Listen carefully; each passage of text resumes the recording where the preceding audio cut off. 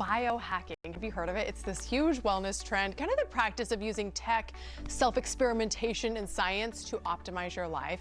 But our next guest, Dr. Priya Patel, says some of that advice isn't really specifically catered to women. So she's here to sort it all out. Okay, good to see you. Hi, thank you for having me. Good to see you. Oh my gosh, I'm excited to talk about this. I love this trend, and I feel like my algorithm is so biohacky. Oh yeah. So what does it really mean, and how can it help women specifically? So biohacking is kind of a funny term, right? Really, it just means sort of looking at our biology and looking at science to optimize wellness. But it's a cool term, right? It is. Bio really means the study of science. Sure. And hacking is trying to hack, do it at home, So like, figure basically it out. do a better job of messing with our body to get it to do what we want it to do. What's out there that you recommend? Newer things that are out there. Peptide therapy is something that's sort of a buzzword these days.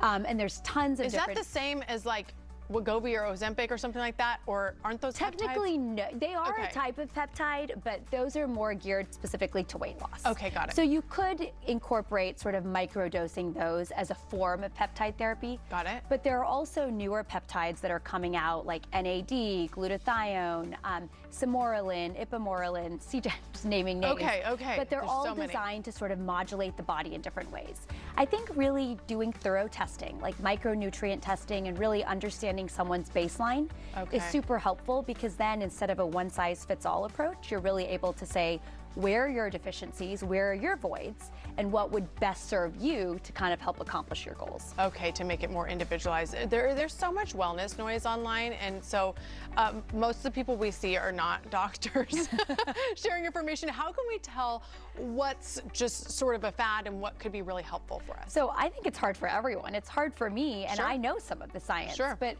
there's so much media, and some of it is so well done that it's difficult to tell.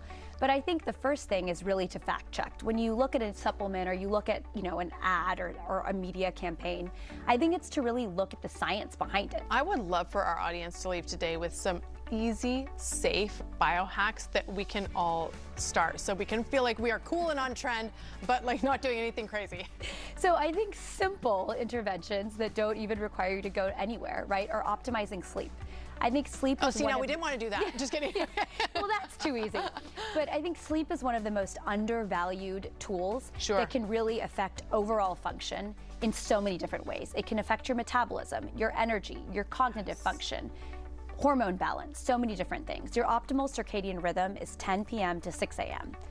8 hours is a lot. Most of us don't get 8 hours, but really trying to sort of carve out and value that sleep time. Focusing on exercise, obviously, but specifically resistance and weight training is huge for women. We're understanding the value of that more and more in terms of metabolic needs, but even in reducing osteoporosis risk and in long-term health. In terms of larger scale things is really getting a baseline and understanding where your health is now so that you can advocate for yourself, and making sure that you get a detailed lab panel today so that you know where those voids are, optimizing vitamin deficiency, simple things like that that can help the body work better.